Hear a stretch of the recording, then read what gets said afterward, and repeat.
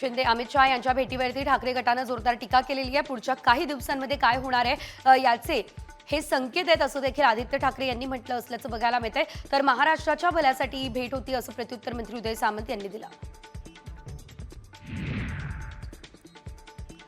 बारामतीमध्ये विद्यार्थ्यांना चष्मे वाटप करताना अजयदादा डॉक्टरच्या भूमिकेमध्ये दिसलेले गाजर खाल्ल्यानं चष्म्याचा नंबर कमी होतो। तुम्हाला जर मित्रांनी मैत्रिणींनी चष्मा घालण्यावरून हिणवलं तर त्यांचं ऐकू नका असा सल्ला अजयदादांनी विद्यार्थ्यांना दिला।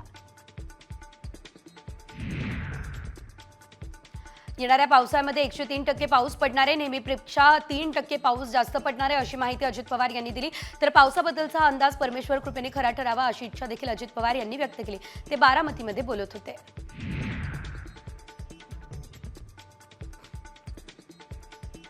पुणे जिल्हा नियोजन समितीच्या निधी वाटपावरून खासदार डॉक्टर अमोल कोल्हे यांनी उपमुख्यमंत्री अजित पवार यांना थेट जाब विचारला। त्यांना 3 वर्षांच्या निधी वाटपाची यावेळेस श्वेतपत्रिका काढण्याचं आव्हान दिलं। कोल्हेंनी हा निधी सामान्य जनतेच्या करातून आल्याची आठवण करून देत खणखणीत शब्दात सवाल केले।